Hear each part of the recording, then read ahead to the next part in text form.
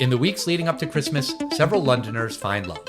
Special guests Carly Slater and Courtney Noah join us to chat about hating Uncle Jamie, a company with no HR department, and I get in marital trouble. I feel it in my fingers, I feel it in my toes, as we see if Love Actually stands the test of time.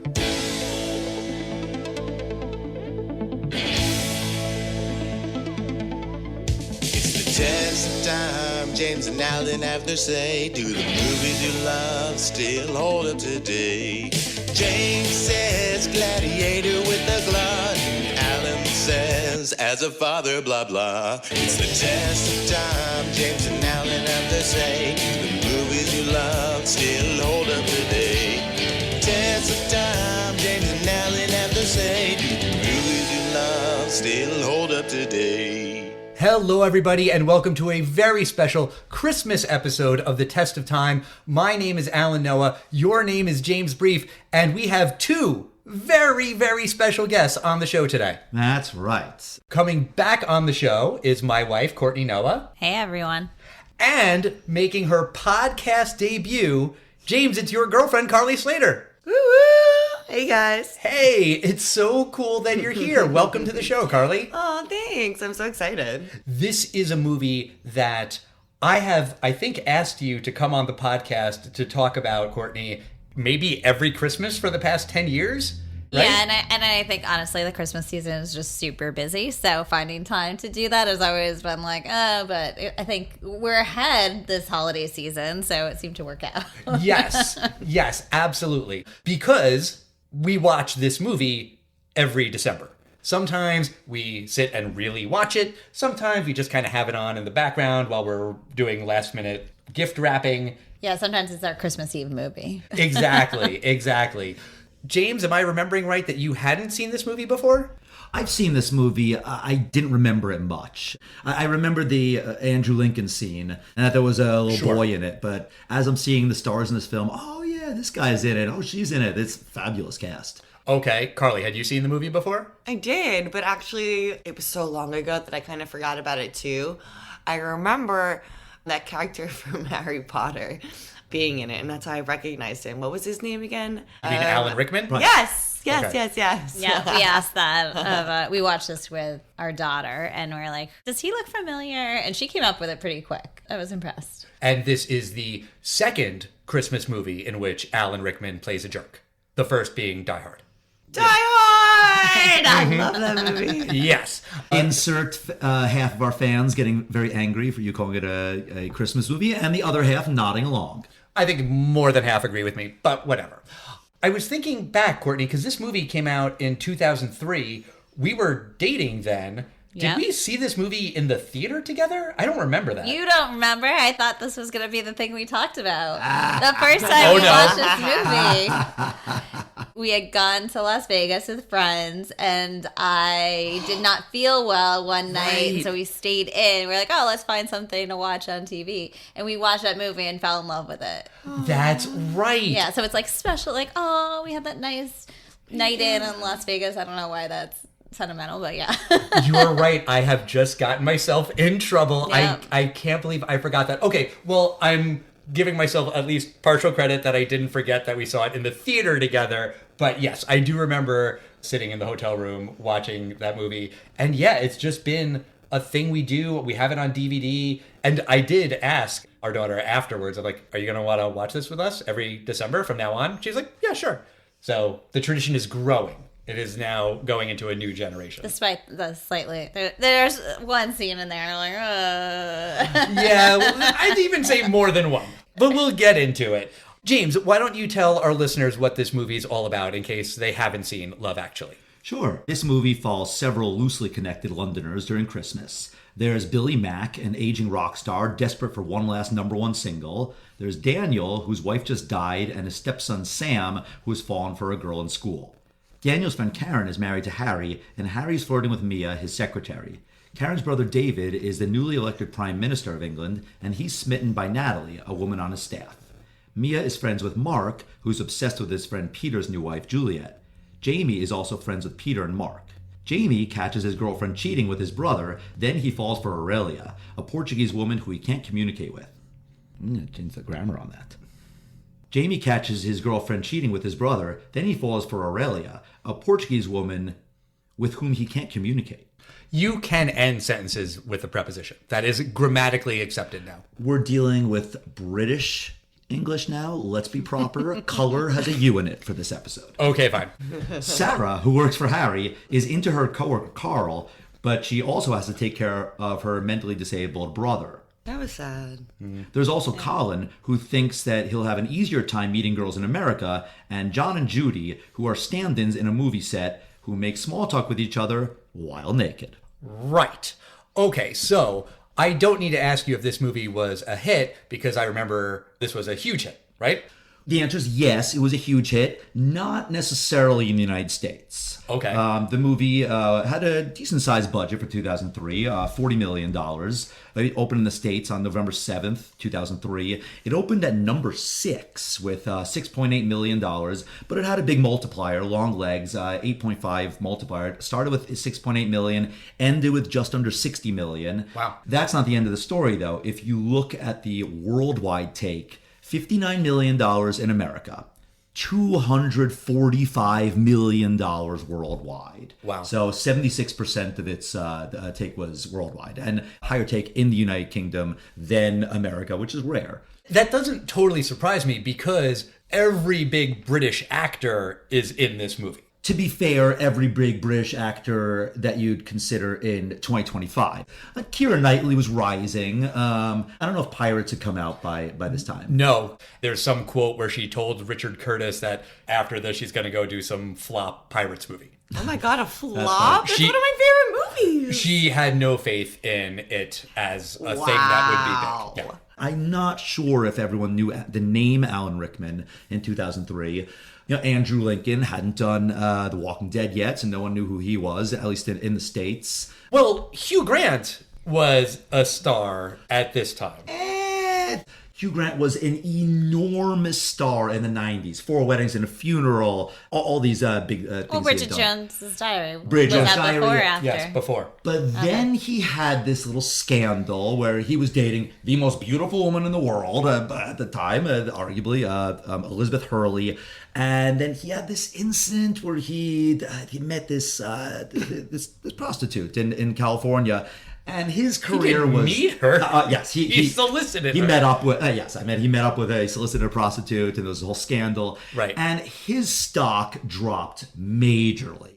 Liam Neeson. He was a big star then. Oscar Schindler, fine, but he hadn't done Taken yet. Emma Thompson. Emma Yeah. Thompson, She's like, another yeah. Oscar Academy Award winning actress. And then there's Martin Freeman. Oh, yeah. He becomes Bilbo Baggins in The Hobbit and Sherlock. Is she Sherlock or Watson? I forget. He's Watson. Cumberbatch is Sherlock Holmes. And he's on The Office, the British Office. Absolutely. No one had ever seen The British Office in 2003. I would argue that. We've seen this many times. This is one of these films that you go, wow, only 40 million they made this film for? And you realize, because Andrew Lincoln was not Andrew Lincoln back then. I think that's a good point. I think that the cast is more impressive now in hindsight. They've all gone on to do bigger and better things. I think probably a big draw for this movie at the time, it was 2003, 2 years after 9/11. The world was a dark and scary place. They talk about that in the opening voiceover. And so a big, flashy rom-com and a message of love actually is all around, I think that had a pretty wide appeal. And I think the best way to talk about this movie is to just go through the individual stories, because there's nine separate stories in this anthology ensemble movie. So, Carly, it's your first time on the podcast. Pick one. Which should we talk about first? Ooh. Oh, damn, this is hard. Anyone. One that you like the most, one that you hate the most. Doesn't matter. We can do a short one like John and Judy, the stand-ins. We could do a big one like Jamie and his wife. What do you think? Yeah, do the big one. Okay. And actually, I said Jamie and his wife. Just in reading stuff online, apparently that wasn't his wife that was cheating on him. It was his girlfriend. That was his girlfriend. I thought it was his wife. Maybe I missed something. No. All right. But yeah, so he is very in love with his girlfriend. His girlfriend is sleeping with his brother. He goes off to is it the French countryside? Marseille, because he flies into the Marseille airport where Right. he Yeah. sees, what's the... Aurelia? Aurelia, yeah. Okay, so he's British and she's Portuguese, and they're both in France working. He's writing, and she is the housekeeper, I guess? Yeah, something Yeah. like that. Okay. And they fall in love.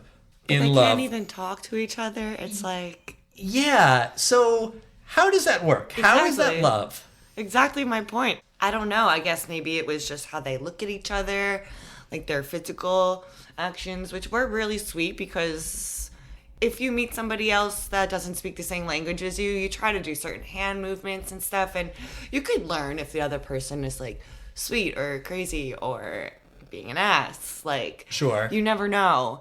But I feel like both of them, with action showing how much they cared and were sweet to each other, was really nice. But oh my god, I wish they could speak the same language. It was killing me. The scenes where they quote unquote talk to each other, the subtitles make it funny for us. The audience, but for the two of them in that room together, they are not communicating. I'd be so confused.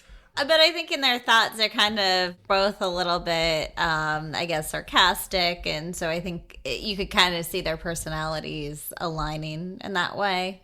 You know, like, oh, my book's crap, it doesn't even matter, right? When his, like, pages are flying and she's saying, like, oh, I hope this is worth it kind of thing. So I think even though they can't communicate, it's funny that they kind of are in the same Right? wavelengths, right? So maybe that's how she it's kind of jumps meant in the to... water and like, Yeah. oh my god. Yeah. You're saying it's more of just a feeling, even if Right. they don't know it. Yeah. I think that does lean into the way this movie sort of envisions or defines love, which is, I think, kind of like a kid's fairy tale sort of thing, like a love at first sight. You meet somebody, you're in love.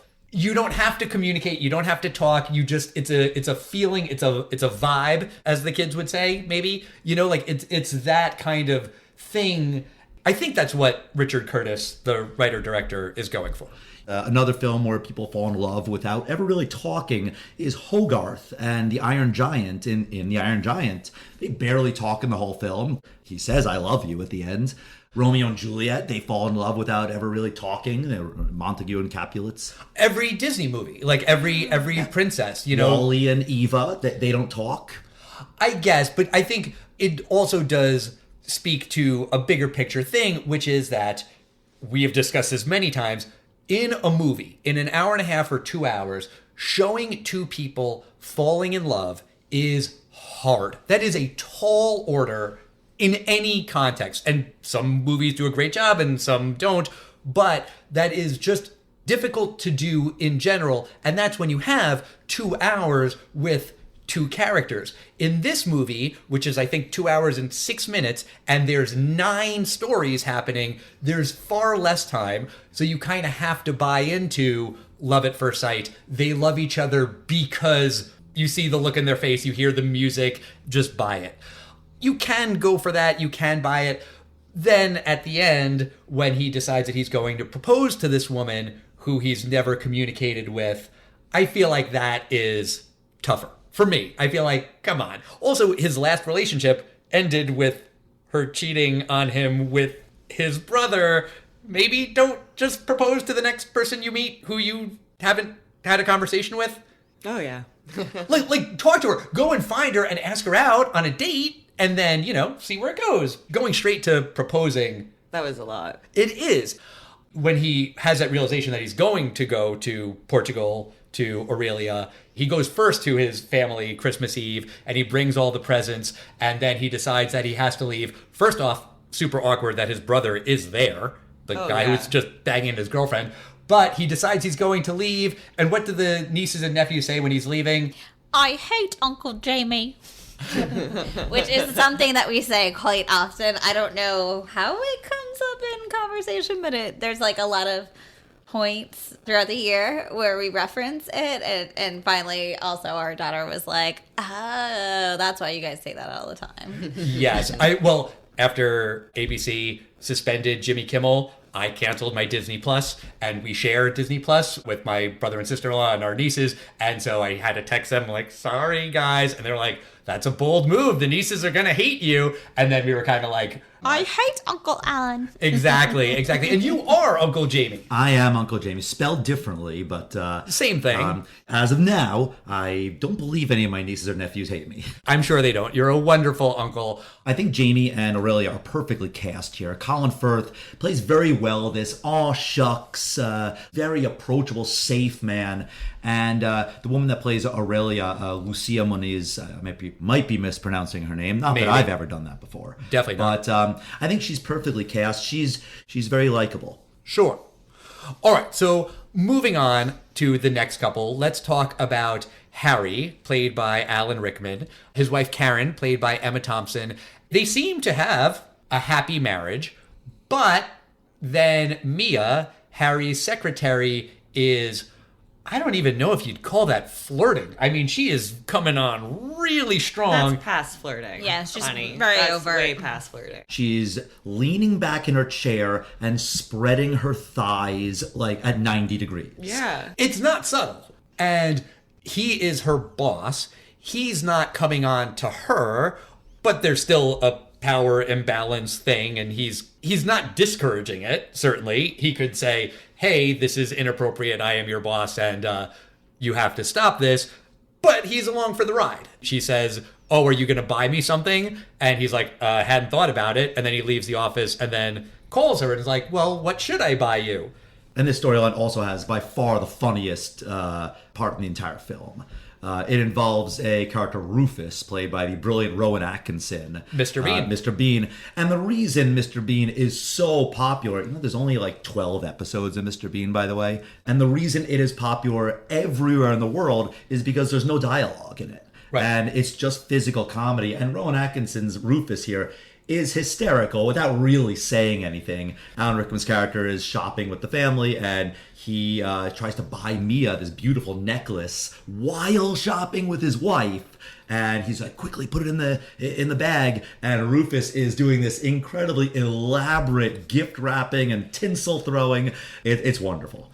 It's very, very, very funny, and also totally true to life. I feel like anytime we happen to go into a toy store, We reference this a lot. Not even just a toy store, but just like when you have those moments where the person's just like so slow and it's like they must know I'm in a hurry and they are like taking all the time in the world. Right, and then doing the flowers, and then the sprigs of holly, and then the cinnamon stick. Why do you need a cinnamon stick for a goddamn pendant? It doesn't make any sense.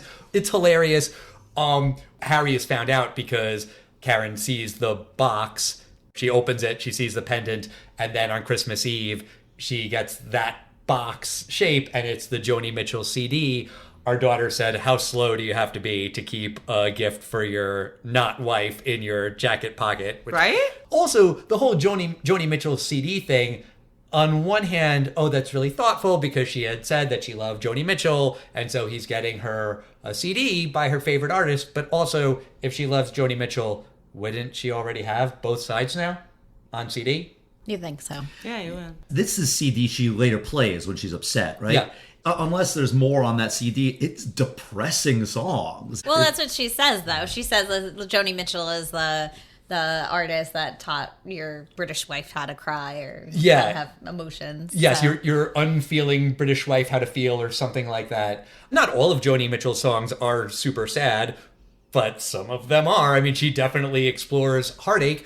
But, I mean, that's okay. You can be a happy person and still like sad music sometimes. Yeah, but you can love Liam Neeson, but don't give your loved one a DVD of Schindler's List for your holiday gift. I just don't think it's the kind of thing you give for Merry Christmas, Happy Anniversary, Happy Hanukkah. Yeah, and I was just going to say also, that song, though, has been featured prominently, not only in Love, actually, but in another movie. Anyone have any thoughts on what other movie that song Both Sides Now?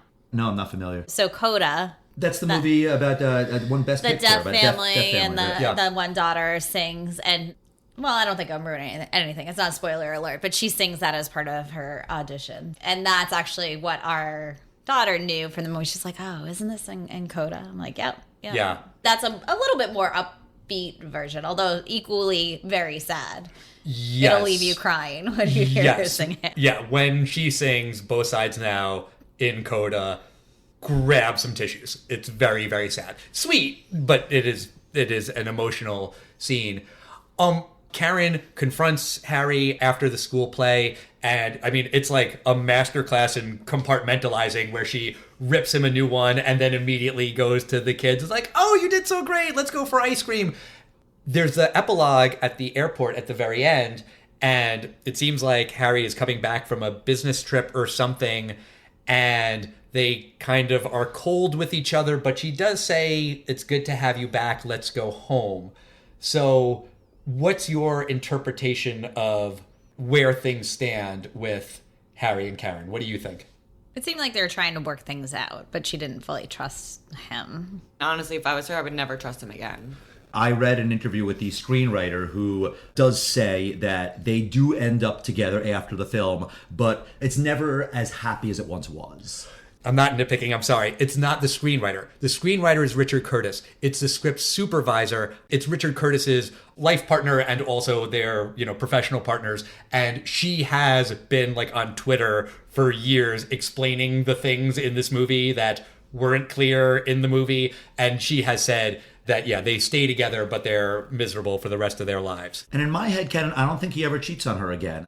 In my opinion, no, he's going to cheat again. If he goes for it a little bit once, it's going to come down again down the line.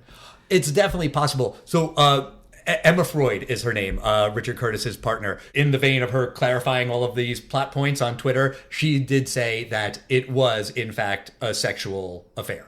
That Harry and Mia did sleep together. That's also not clear in the movie. I thought that was obvious too, just from the one scene where Mia's putting on the necklace in the mirror. I feel like that's a mistress. Sure, Courtney, pick the next story we should talk about. Why don't we do the one with Keira Knightley? Okay, Keira Knightley.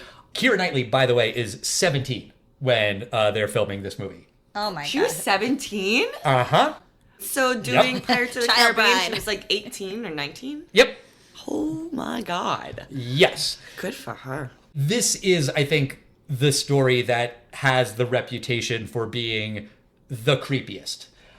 Mainly from the card scene, which is not okay. To go to your best friend's house and then try to seduce his wife or just tell her that you're in love with her? He's not seducing. Yeah, Alan and I disagree over this because I think he knows it's unrequited love. He kind of says that, like, okay, that's done. Like, he needs to put a pin in it. He needs to let her know why he was acting that way, but knew that he wasn't looking to break the marriage up or anything like that. It was just like, I love you, and like professing his love. I don't think there's anything wrong with professing your love if you don't have ill intentions. I agree with Courtney there. I think that was his intention. I think he's one of those characters that when he was 80, he was going to just regret. I just want to tell her once that I loved her. That doesn't make this wonderful. And she does kiss him back. So, yeah, it's not a very nice thing to say to your best friend. And I think he's just trying to tell her, just know that there is a man out there who thinks you're perfect. He's not a good best friend. Oh, he is not. I think the film would have been written differently today. Possibly, maybe not.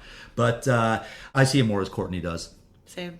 I think he wanted to just get it off his chest. Because, you know what, there's been times, like, growing up, somebody has had a crush on someone and didn't say anything. Yeah. You learn that growing up. And, like, sometimes you just need to get it out so you can move on and let that other person continue with their life and you continue on with yours. But it just helps letting a feeling out.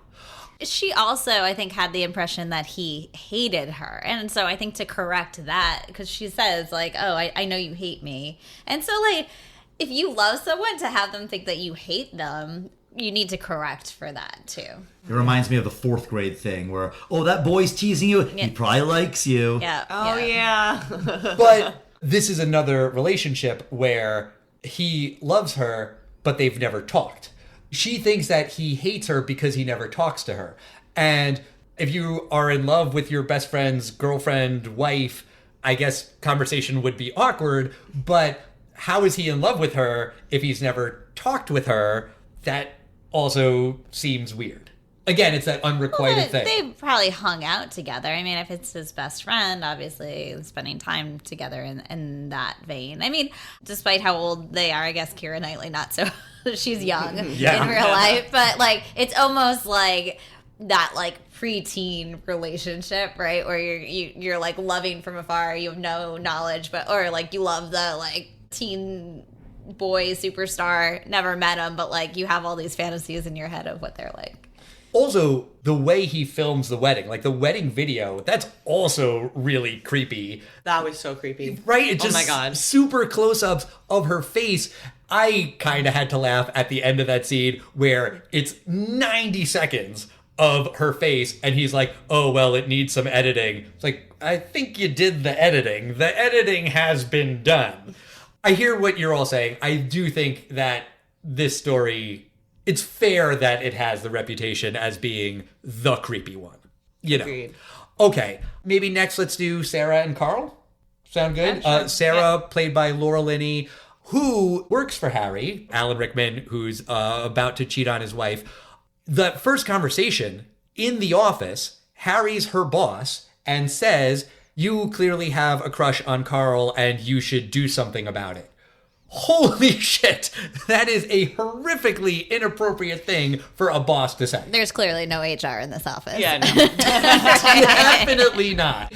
And I was thinking about it like, okay, well, maybe, yeah, he's her boss, but also maybe they're just really close friends. And maybe he's saying this not as a boss, but as a friend. I'm trying to make it not the creepiest thing ever. I'm trying to give this character the benefit of the doubt. But I did notice when we watched it the other day, something I never noticed before. When he calls her into the office, the first thing he says is, switch off your phone.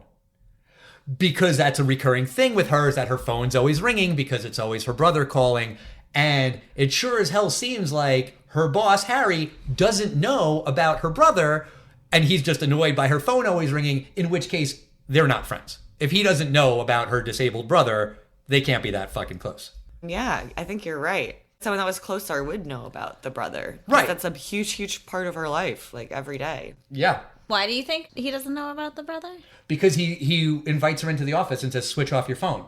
Right, but maybe he knows and is just like, I need your attention. So, like, I'm not going to let this get in the way. I don't know if I would read it that way. Okay. I think also in 2003, someone being kind of tethered to their cell phone all the time could be more annoying then than it is now, when that's all any of us are. Also, Sarah and Carl are always working late, and it seems like she likes to work late so that he'll say goodnight to her, but they're working very late on Christmas Eve. They never really get a break at this office. Maybe that's because there is no HR there at this company. When they do finally hook up and the brother keeps calling, why is that a deal breaker? Why does that permanently end this flirtation relationship? Is it just because Carl's an asshole and he doesn't care that she's got a disabled brother? I actually view it the opposite. I feel like she kind of made her choice. He says to her, will this make him better? And she says no. I don't think she's ready for a relationship because she's in one with her brother. Okay. I was thinking the same thing. She's actually reminding me of my mom when she was taking care of my grandfather. Like, I'm only going to help my brother or my father or whatever. She helps up the brother. She makes that her number one. I mean, it's family. Mm-hmm. But she does need to learn to let go. Yeah, and I think until she can not answer the phone, exactly, then it's probably not the right time. So I don't think it makes Carl the asshole. Yeah. I get that, but I do feel like he could have also been a little bit more understanding and said, you got to answer this call. You got to go to your brother tonight. Okay, let's have coffee tomorrow. You know, like, there's no reason why they couldn't pursue something. I feel like he could have done more than just been like, disabled brother, yeah, I'm out. He is very handsome, though. So maybe he just gets a pass on that. I don't know. Any preference for the next You just really hate all the guys in this movie. I feel like. I think this was a stalker. This was sure. I mean, well, let's be honest. If we look at it, it ends up being a little bit like that. He just thought into it before. Well, to be fair, Al says he doesn't like the men in the story, but the handsome men get a pass. I'm saying that's what I think the movie's going for. Ooh, maybe we should go to the best man. Well, one of the best men, I think. Who's that? Well, I think Liam Neeson. I mean, Okay. he is such a good... He's a stepdad, right? Yes. Yeah. Yes. Widower, obviously loved his wife very much and, honored her memory. And yeah, I love him. And I mean, I think the story with Daniel is the name of the character and Sam, the stepson, that is one of the examples of non-romantic love in this movie. There's only one other, I think.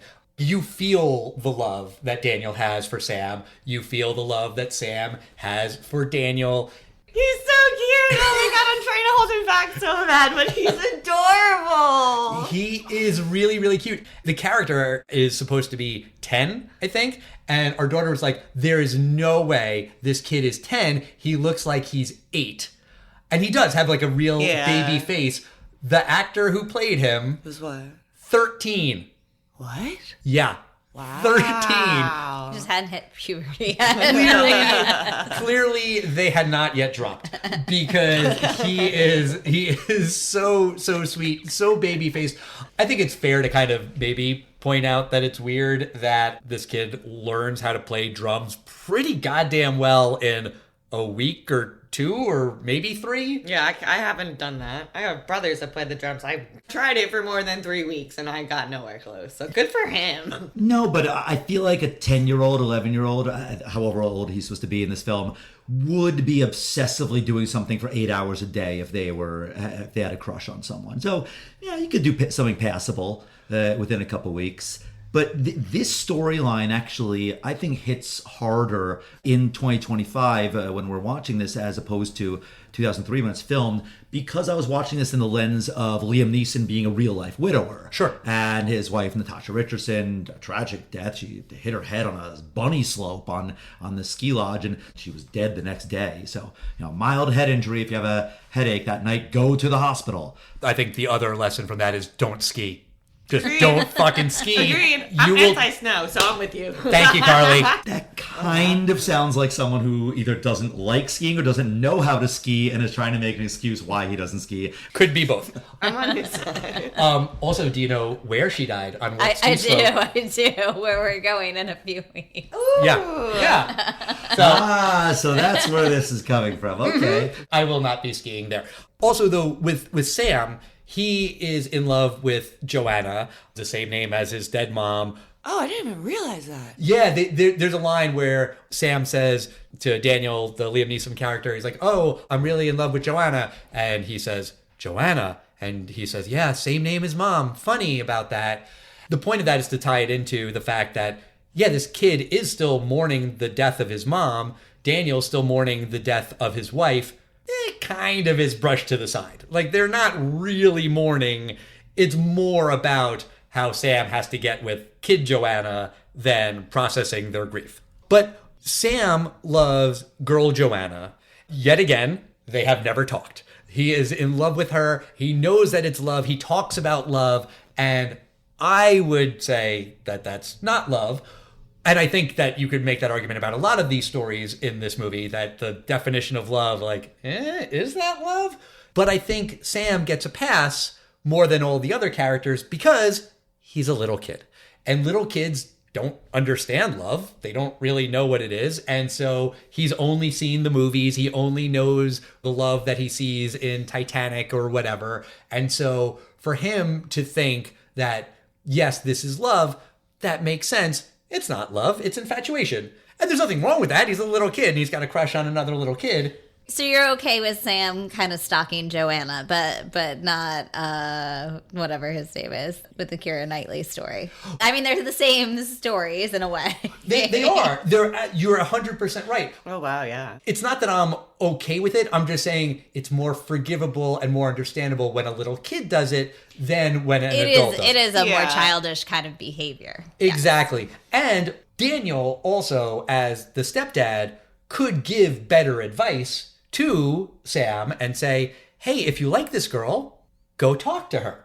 That is never said. That is an idea that is never once floated. You know, Sam is all out of ideas when he's got a crush on her. He's never talked to her. He's talked to his stepdad about it. Well, what else can I do? Just go talk to her. But I think that's why he learned the drums, so it was like an excuse for him to like actually get to talk to her. Sure, but also it's not like they've ever struck up a conversation at rehearsals or anything. And they only ever talk in the airport. Like, you're rooting for Sam when he's running through the airport and, you know, running past the security agents.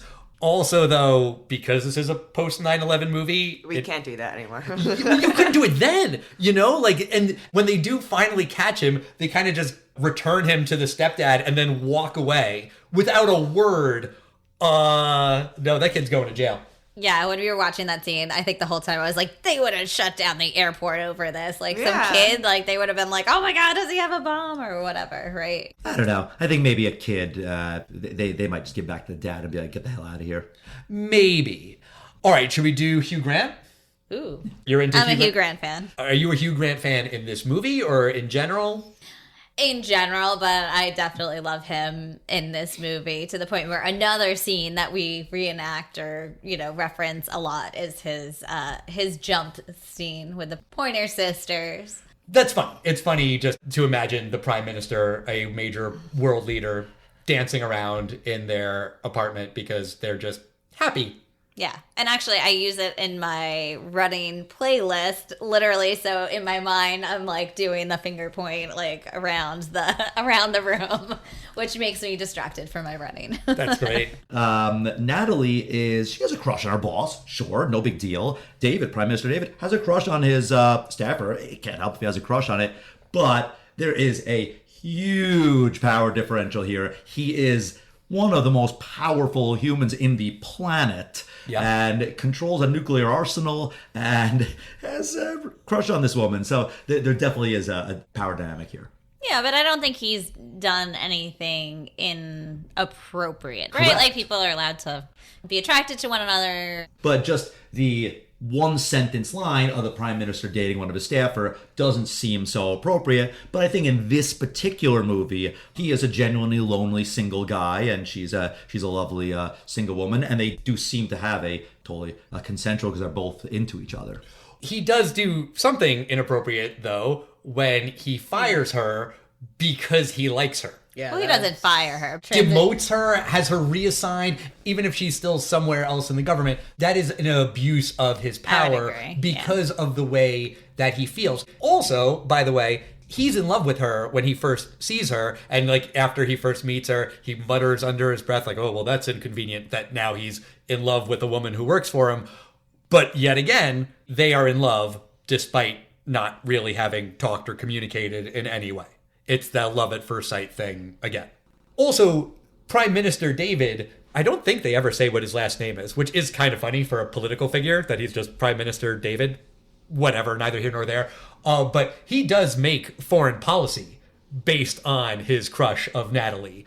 Because when President Billy Bob Thornton hits on her, Billy Bob Thornton is, I think, supposed to be Bill Clinton-esque, you know, a Lothario president. David says, I found politics and dating don't mix. And he's like, I have not found that to be the case. The president hits on Natalie, kisses her, fondles her, something inappropriate. The only person who gets in trouble for that is Natalie, who is reassigned for being sexually harassed. Also, the only person who apologizes for that is Natalie, the person who is harassed. At the end of the movie, she's like, sorry about that thing with the president. What are you apologizing for, Natalie? You did nothing. You went into the room. President of the United States groped you. You don't have to apologize. But yeah, and then by him telling the president off, that's what leads to the scene where he's dancing around to Jump by the Pointer Sisters.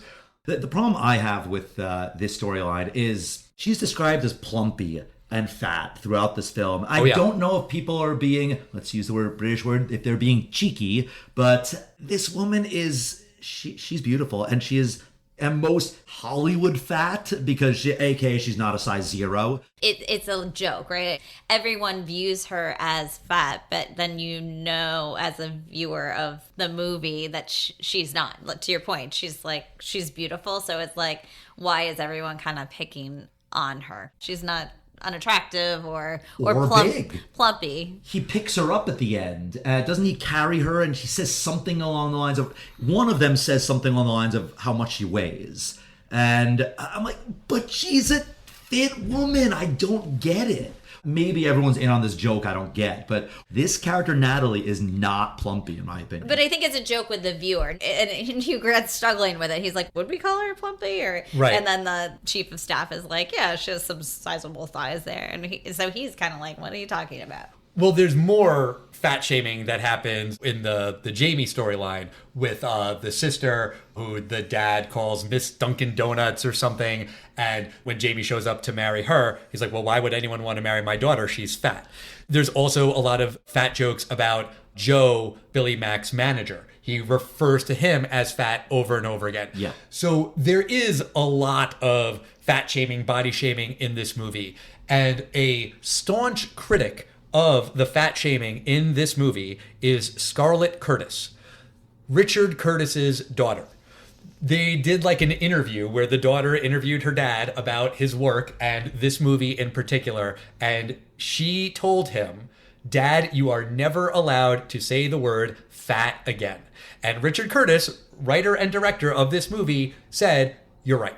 He basically admitted that he shouldn't have done all the fat jokes in this movie. He didn't say this as like an excuse for it, but he said, you know, when he was growing up, pointing to someone and saying, you're fat, was considered comedy. Tastes have changed. We don't do that anymore. And he has said that his daughter was right, and he does regret all of the fat shaming in this movie. Speaking of fat shaming, let's do Billy Mack and his manager, Joe. This story is kind of an outlier because all the other characters kind of connect more, and Billy Mack really doesn't. It kind of plays into the Sam storyline because that's how he gets the idea to be a musician, to go for Joanna when he sees the music video, and then he's able to sneak by the guards at the airport because they're all watching him strip down on TV. I think it mainly works because Bill Nye is just, he's funny, he's charming, and he's so self-deprecating about the terrible song that's kind of comic relief, and it works. I also think the song is perfect. I think they pick a familiar song, Love Is All Around.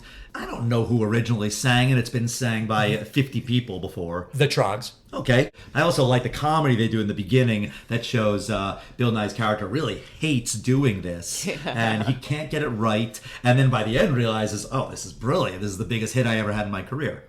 Love Is All Around by the Trogs was in a previous Richard Curtis movie, I think 4 Weddings and a Funeral, and it like got like a bump in the charts because of that movie, I think at least in England. So it's kind of funny that he goes back to that same song in this movie to do the Christmas version of it. I looked it up because I was curious. The Christmas #1 is a thing in the UK. Like the song that will be the big hit of the Christmas season. I feel like in America we kind of have the song of the summer, but in UK apparently that's a thing. Yeah, I mean, that storyline, there's really not much to it. He decides his manager is his one true love, and that's sweet, and he wants to hang out with him on Christmas Eve and get drunk and watch porn together. Yep, that was very interesting. Yeah. I mean, that's a weird thing. Carly watches a lot of Friends, the TV show. I thought you were going to say Carly watches a lot of porn. I was like, wait, I was thinking he was going to say that too, even though I don't, and I was just like, where is this coming from?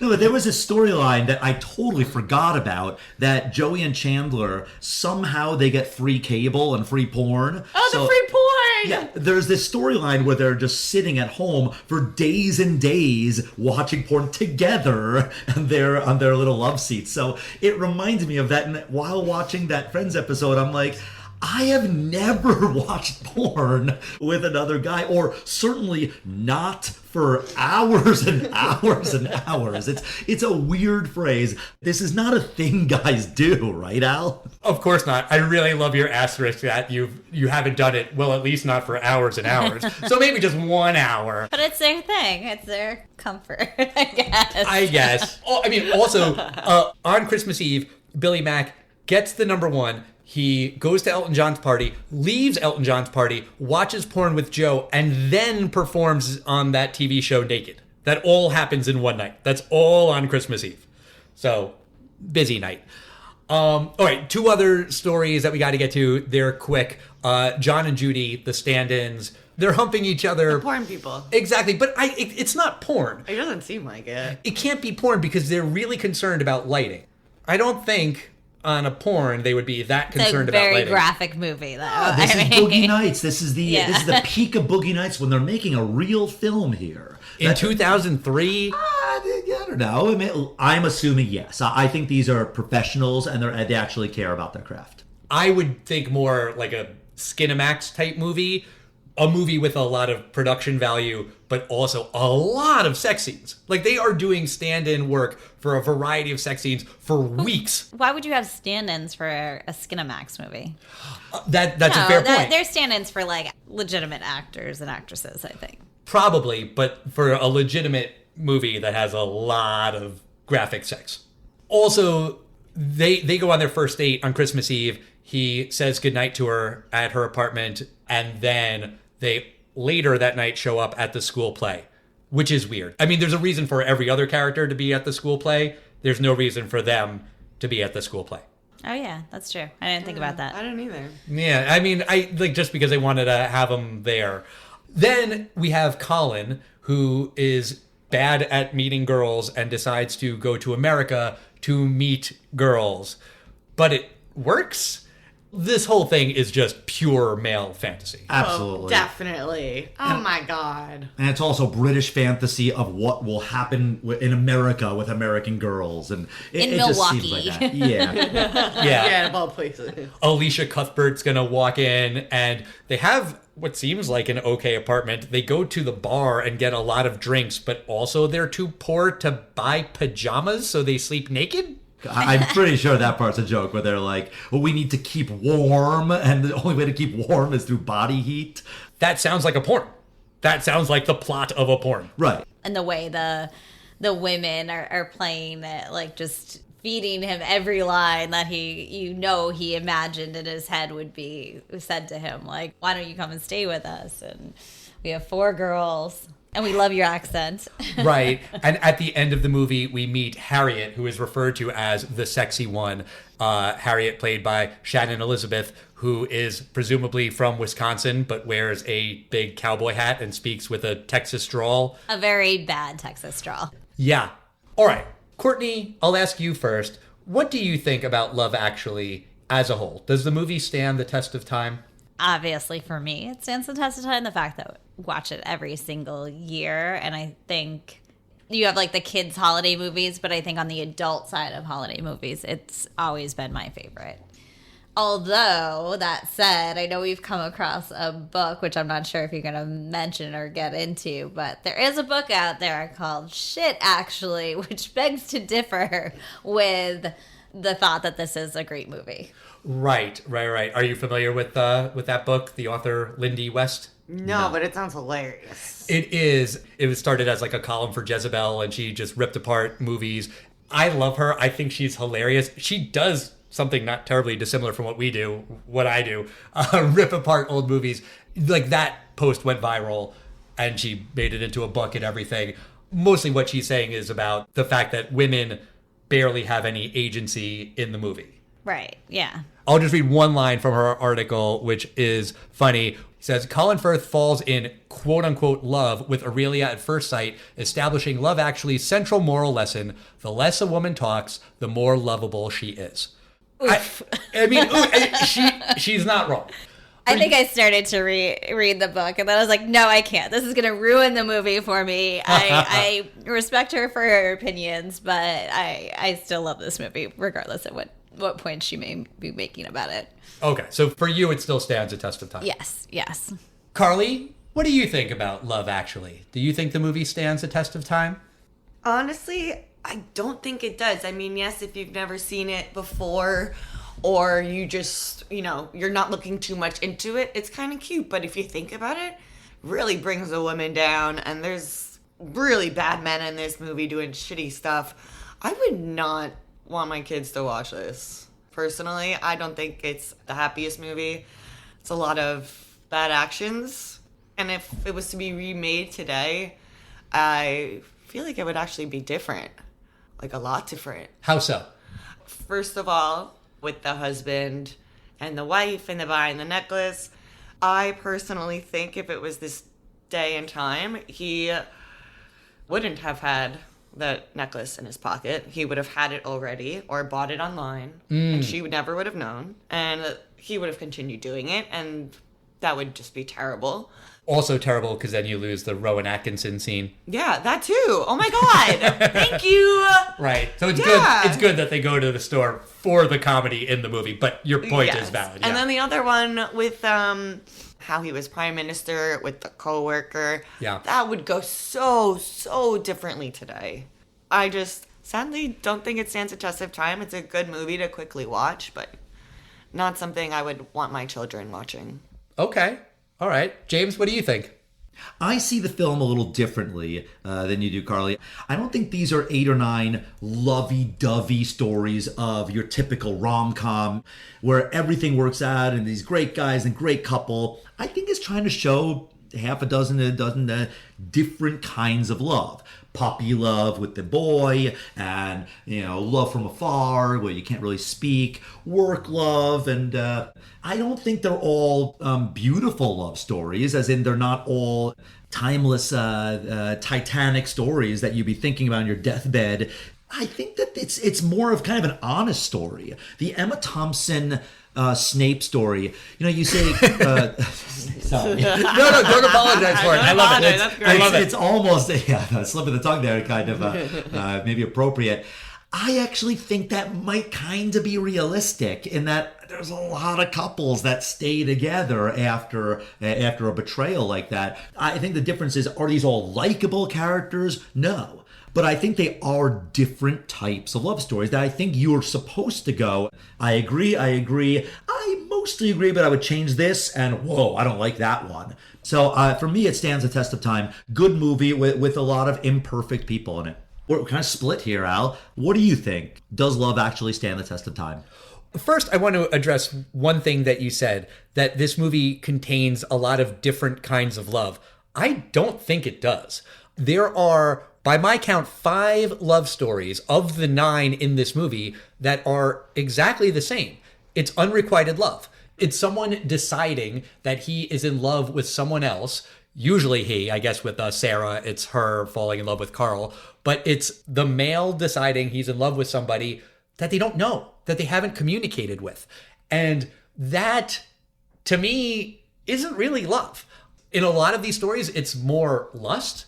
I don't know if Mark is really into Juliet because of her amazing personality or because she's 17-year-old Keira Knightley, which is pretty fucking creepy if that's the case, Jamie and Aurelia, okay, there's a physical attraction, sure, but what's that love based on? Sarah and Carl, David and Natalie, Sam and Joanna, it's all the same thing. And I do think Lindy West has a point that the women in this movie don't have personalities, right? Like which women in this movie have any personality whatsoever? Karen, played by Emma Thompson, she's got sass, she's got personality, and her husband cheats on her. Sarah, the Laura Linney character, she's got a little bit of a personality. She's got the brother that she's taking care of, and she ends up alone. Joanna, the adult, not the kid Joanna, she seems to have a little bit of a personality. Like from the funeral, she wants the Bay City Rollers played. She wants Daniel to date Claudia Schiffer. She's dead. So the women in this movie that are, in the main love stories, they're barely characters. They barely have any dialogue. They have no agency. And I think it's fair to criticize the writing and the definition of love in this movie. I also think this movie engages in a lot of emotional manipulation, starting with that very first voiceover that invokes 9/11. That is gonna get people emotional, especially 2 years after the terrorist attacks. The funeral scene, that's gonna make people emotional. God only knows at the end. That gets me. I think that is the most beautiful love song of all time. That was our first dance when we got married. So these things are emotionally manipulative. The thing is, though, it does work. It gets me. I still have an emotional reaction to it. Courtney, when you say, hey, let's put on Love Actually every December, I'm into it. I want to watch this movie, despite all of the things that are really, really, really wrong with it. Also, it didn't mention the fact that every single love story in this movie is between straight, cis, white characters. I mean, there's the love story of Billy Mack. He loves Joe. That's not homosexual, but they do love each other. Yeah, it's platonic. And then Juliet is married to Chiwetel Ejiofor. He's barely in the movie. He has like one line of dialogue. Also, by the way, the whole thing with the cards is so weird because what if he answers the door? And then his best friend is there holding all of these cards and a boombox. Like, what does he say then? I don't know. I think this movie works because of a handful of reasons. One is just the acting is amazing. Nobody in this movie does a bad job acting. Even if I don't love all the characters and I don't love the way that they're written, everyone delivers an amazing performance. The soundtrack is phenomenal. The Christmas songs, the non-Christmas songs. Olivia Olson sings All I Want for Christmas Is You. It's the actress who is on screen. She really sings it. She belts out that song. That's a hard song. She gets the 3 octaves above C part at the end. I mean, it's like nailing Whitney Houston's I Will Always Love You. Yeah, she's great. I was thinking about it. I look at this movie as going out for tapas with your friends. You get a big group of people together. Everyone orders a whole lot of dishes. You're talking and you're chatting and you're picking at the food. And even if you don't love all of the dishes, it's still really, really fun. So I think Love Actually is like going for tapas. And yeah, I'm also biased because we watch the movie every single year, but I'm going to say that it does stand the test of time. In spite of all of its many, many, many flaws, I actually love Love Actually. Aww. Carly, thank you for coming on the show. Courtney, thank you for coming back on the show. It's been great having you. That's going to do it for us this week. Next week, we are going to wrap up 2025 by talking about Anaconda, the 1997 movie, in honor of the brand new remake, reboot, requel, whatever it is, with Jack Black and Paul Rudd. We're going to go back and watch the Jennifer Lopez movie, Anaconda. In the meantime, we want to hear from you guys. We are at Test of Time Pod, Facebook, X, Instagram, and Threads. Let us know your thoughts on Love Actually.